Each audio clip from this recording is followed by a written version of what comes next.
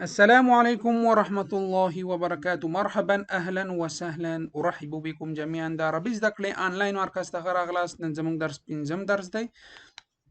نو خپل درس پیلو. اللهم صل وسلم وبارك على سيدنا محمد وعلى آله وصحبه أجمعين. درس پیلول نه مخکې هیله کوم چې ویډیو لایک او کومنټ حتما کوئ او ویډیو نورو دوستانو سره شیر کړئ.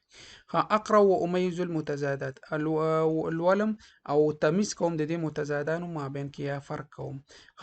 السلحفاة بطيئة، السلحفاة بطيئة، سلحفاة چې دی دا وایي ډیر سست حیوان دی. سست، بطيئة سست، نو یعنی ډیر سست روان وي هغه ته وایي. نو بس دې ته څنګه پشت هم فارسی کې وایي. نو هیله کوم پښتو کې دې ته چې وایي، هیله کوم چې دا تاسو کومنټ کې ولیکئ. السلحفاة بطيئة.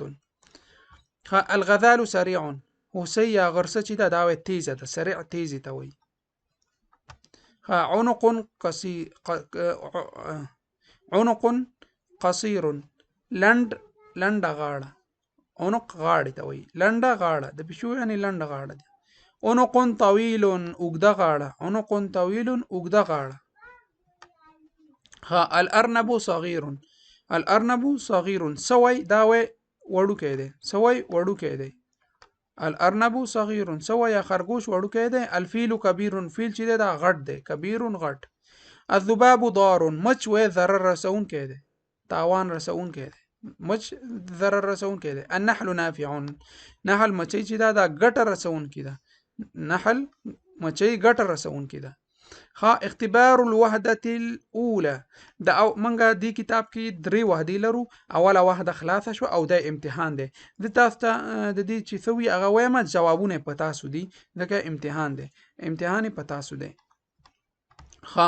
استمع واجيب، غوږ نیسم او واجيب او دې ته ځواب ورکوم. انا الاسد ملك الغابة، انا الاسد ملك الغابة، زه زمری یم د ځنګل. ملك الغابة، د غابة د ځنګل بادشاه یم. تعيش معي، ژوند کوي ما سره. حیوانات قویة، قوي حیوانات ما سره ژوند کوي. مفترسة وحشي، کالنمر په مثال د نمر. فهد والذئب. وتعيش معنا او موږ سره ژوند کوي. حیوانات اخرى، نور حیوانات. کالحمار الوحشي والغزال، لکه د دې دواړو د دې معناګانې مخکې درسونو کې تیر شوي. ونحن ناكل، او موږ خورو. الحمار الوحشي والغزال، موږ وحشي خر او غرڅه دا خورو. لانهما ضعیفان، ځکه دا دواړه ضعیفان دي. وهذا قانون الغابة، او دا د ځنګل قانون دی. القوي يأكل الضعيف، قوي چې دی دا وایي ضعیفان خوري. اوس وی اضع علامة الصحيح امام الإجابة صحيحة واكتبها تحت الصورة، وصحیح علامه د صحیح کلمې لاندې لیکو. یو ځویم نور پتا. حیوان مفترس، وحشي حیوان چې د درې وانو کې کم دی، تصویر هم دلته ورکړی. الذئب، لیوه دی الذئب. نو دا نور ملک الغابه، دا نور په تاسو باندې دی چې د دې ځوابونه څه دي. اقرأ ثم اضع خطأ تحت الكلمة المناسبة. مناسب کلمې لاندې و خط کش کړئ. دلته الف کې راځي حیوان مفترس، وحشي حیوان کوم یو دی د دوانو کې؟ البته چې اسد دی. الاسد حیوان مفترس، زمری د وحشي حیوان دی. دویم زمویم النمر او زرافه حیوان یاکل العشب، حیوان یاکل العشب چې بوټي خوري. هغه حیوان چې بوټي خوري هغه کم دی؟ زرافه ده که نمر دی؟ نو زرافه ده. نو هیله کوم د دې نورو هغه تاسو کومنټ کولی. څوک چې کومنټ کوي هغه ته اخره کې پاڼه کې د هغې نوم او تصویر ان شاء الله خپریږي. اقرأ ثم انصف واكتب في مربع المناسب. و دې ټولو کلمو کې کوم حیوان تاکل اللحم، هغه حیوانات چې غوښې خوري هغه نومونه دلته ولیکئ، او هغه حیوانات چې بوټي خوري هغه نومونه دلته ولیکئ. هیله کوم چې تاسو دغسې یو لیست ولیکئ، کومنټ کړئ. دا د هغه دی. انا زرت الحديقه، زه وایي حدیقې باغ ته ولاړم. انا زرت الحديقه، ما د باغ دیدار وکړو یا زیارت مې وکړو. انا ازور الحديقه، دا حال زه وای د باغ ته یعنی زم یعنی زیارت کوم. اوس انتما تثنیه تسرازی دا به تاسو لیکئ، دا ضرور دی ځکه امتحان دی، دا په تاسو دی. دا دواړه تاسو ولیکئ کومنټ کې. ښه اكتب بخط جميل لیکم دا وای په ښایسته خط سره. الاسد حیوان مفترس، القط حیوان الیف. اقرأ ثم اجيب، لولم او ثم ورسته د دې ځواب ورکوم. حسان وسليمان طالبان في المدرسة الابتدائية. حسان او سليمان دا وای دواړه ابتدائي ښوونځي کې دا زده کوونکي دي. حسان يحب الحيوانات الأليفة.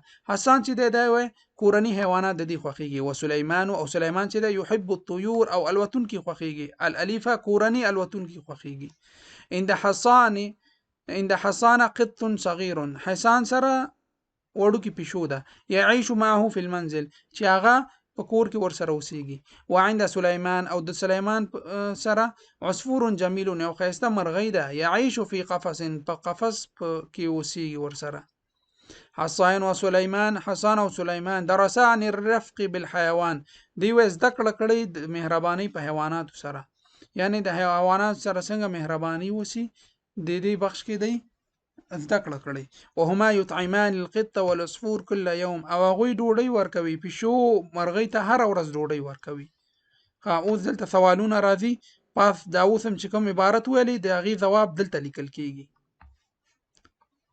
د دې هغه القط حیوان الیف والعصفور طائر، دا صحیح ده. او دا غي ځوابونه دي سره تاسو ولیکئ. اکمل العدد الناقص. مونږ خو عددونه پاڼه کې هم دغه یو دوه هفتو راهیسې کیږي چې مونږ تازه بیان خپاره کړي، یو نه تر یو سل اتیا پورې رسیدلي دي. هیله کوم چې تاسو هغه درسونه وګورئ او د دې ځوابونه کومنټ کې ولیکئ. 1 2 3 4 5 نو دا به تاسو ولیکئ. دا عددونه دي چې کوم عددونه خالی هغه تاسو ولیکئ دلته. دا زمونږ نننی درس اوله واحده خلاصه سوه. دویمه واحده التسلیه دا به بل ویډیو کې بل درس کې خبرېږي ان شاء الله. نو کدی واحده کې څه مشکل وي، څه پیشنهاد وي، انتقاد وي، هیله کوم چې کومنټ وکړئ او درس شیر کولو کې هیله کوم چې مرسته وکړئ. مونږ تاسو ته درس تیارو. هیله کوم چې تاسو هم له قرباني ورکړئ، درسونه شیر کوئ، د یوټیوب چینل سکرین شاټ واخلئ او دوستا فیسبوک کې سټوري کې شیر کړئ، فیسبوک گروپونو کې شیر کړئ. نو پښتو کې عربي ته پښتو کې څه خدمت نه وشوي. نو دلته مونږ هم خپل کوشش کوو چې هغه څه چې زما یاد وي هغه د تاسو ته رسوم. لذان نه درته چې نه وایم چې د داسې خو مونږ ته چې څه یاد وي هغه تاسو پورې رسوم. او چې یاد هم نه وي هغه تاسو سوال وکړئ، که مونږ یاد نه وي بل پوښتنه کوم جواب پیدا کوم تاسو ته درلیږم. نو ان شاء الله خپل هم کوشش کوم، تاسو هم کوشش وکړئ. هم عربي ته به خدمت کوي، پښتو ته هم دې کې دواړو ژبو ته خدمت کیږي، پښتو ته هم خدمت کیږي او عربي ته هم خدمت کیږي. باور وکړئ چې ما د پښتو دا څلور یاګانې چې دي دا ما پکې مشکل لرودو، نو ما هم دې پاڼه کې یاد کړې. ډېر دوستانو بیا اوله کې شکایت کوو چې غلطیانې لري، خو وروسته ما هم پکې څه ویډیوګانې انټرنیټ کې وکتل یاد مې کړې او د نور دوستانو هم دې پاڼه کې مرسته راسره وکړه. نو اوس انشاءالله غلطي نه کیږي تر ډیر حده. نو تاسو نه هیله کوم چې تاسو ما سره مرسته کوئ، موږ تاسو سره ان شاء الله. نو تر بل درس پورې تاسو په الله سپارم. والسلام علیکم ورحمت الله وبرکاته.